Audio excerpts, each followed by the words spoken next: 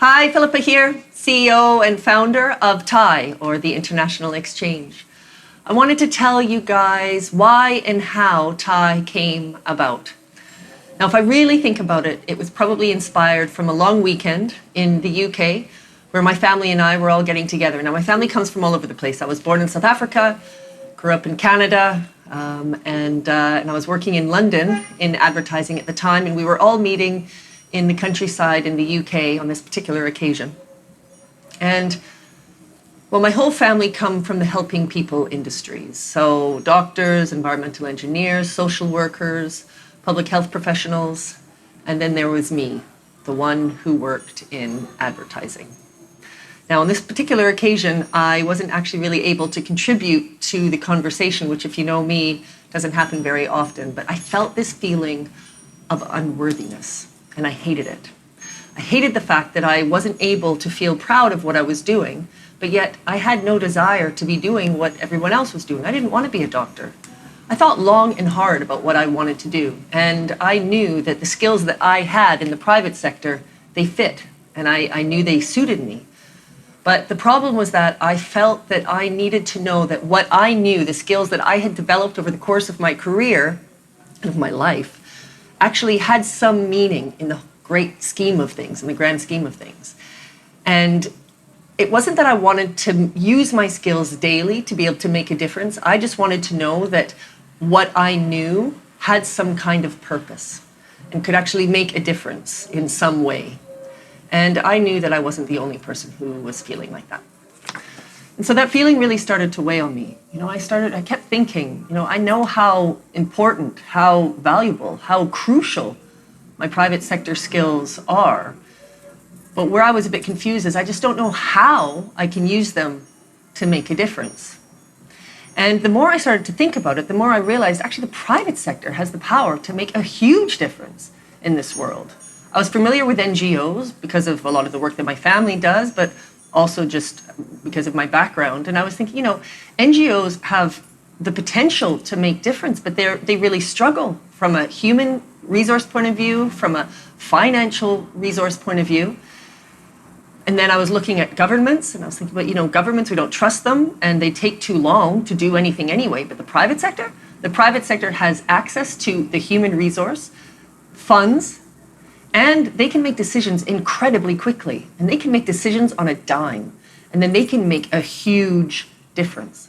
So we need to make sure that companies at their heart are purposeful and they don't exploit people or resources. When we make our people better, the potential of the sector will follow. So how do we get there? We need to develop the future leaders of our companies. We need to create braver, smarter, more confident employees who have a contemporary worldview and are able to drive our companies into the future. So this is where my head was going. And then my uncle passed away. So this was in 2004. And you see, my uncle was always a huge inspiration in my life. As I mentioned, I was born in South Africa, grew up in Canada. My family on my mom's side is from England, and the family on my dad's side is from Scotland, a little bit, mostly from South Africa. Now, my uncle was Nelson Mandela's doctor, personal doctor, when he came out of prison and started the first round of negotiations with the apartheid government. Now, the stories whenever I'd go to South Africa were extraordinary. As somebody who grew up in Winnipeg, Canada, where I think the biggest issue I had in life was basically getting frostbitten in minus 40-degree weather. The stories that my uncle and aunt told about their fight in the struggle against apartheid were so inspiring. And so when he passed away, I had to go to his celebration of life. So I got on a flight and I flew to Cape Town. And all these thoughts around TIE were already swirling around, but I think it was that day in the congregation that everything came together. I remember sitting there and looking around at this sea of faces. There were white faces, black faces, colored faces. There were family members, doctors, medical colleagues, people from the struggle. I remember seeing a government minister with his two bodyguards, and then there were people from the townships. And various people at the celebration of life spoke, but I remember two vividly. There was one man who was sitting behind me, a colored guy, and he put up his hand and he said, I'd really like to say a few words. I know that I'm not on the list to speak. And everyone's like, yeah, of course, go. So he walked to the front of the room and he said, I will never forget how Neil was one of the few or only doctors at the time who treated us like human beings. He was one of the only doctors who made an effort to learn the local languages. And rather than treating us like animals, and he was a vet, he treated us like human beings. And I thought, God, that's crazy. And then there was this rather large woman. I'm 6'1". I seem to remember she was taller than me. Maybe she wasn't. But anyway, she was very large. She was extremely fat. And she had a huge presence. And she had sort of a beard. And she clearly trimmed it. And she walked with incredible authority to the front of the room. And she said, I was in jail for part of the time during apartheid. And she said that I remember when I was there, Neil was the light at a really dark time in my life. Not only did she's black, and so obviously the jail that she was at was in a black area of the city. So even just him going to that part of town during apartheid was dangerous. But she said, so not only was he risking his life to do that, but he passed me chocolates.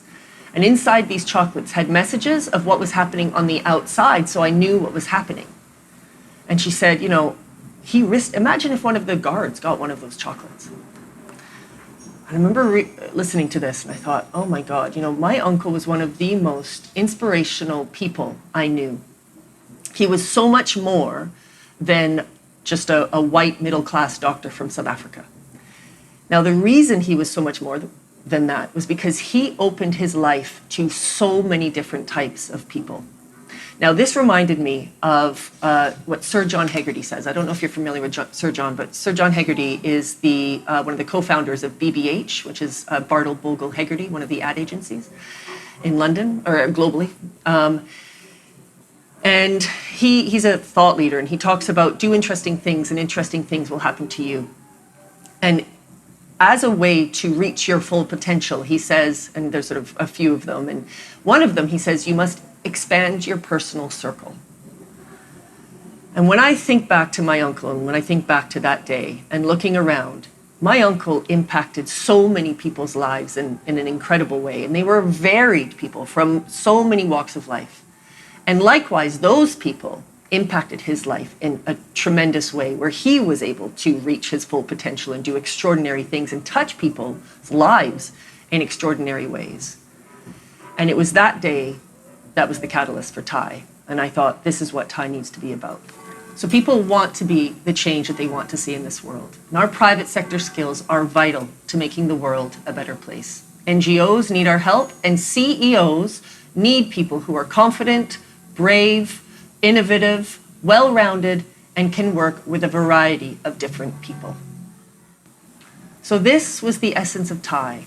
I wanted to provide people with an opportunity to be brave, to push themselves in ways that they just don't often get to push themselves, to step out of their silo, out of their comfort zone, to work with people they've probably never had the chance to work with before, in a language they've never spoken before, and all with an opportunity to make a difference with their skills and feel genuinely proud of what they know.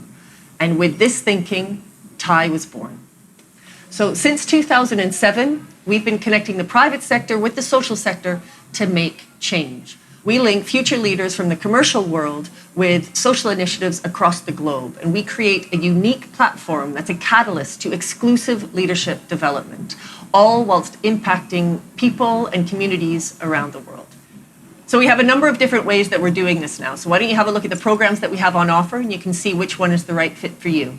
So we look forward to working with you. Better leaders, better companies, better world.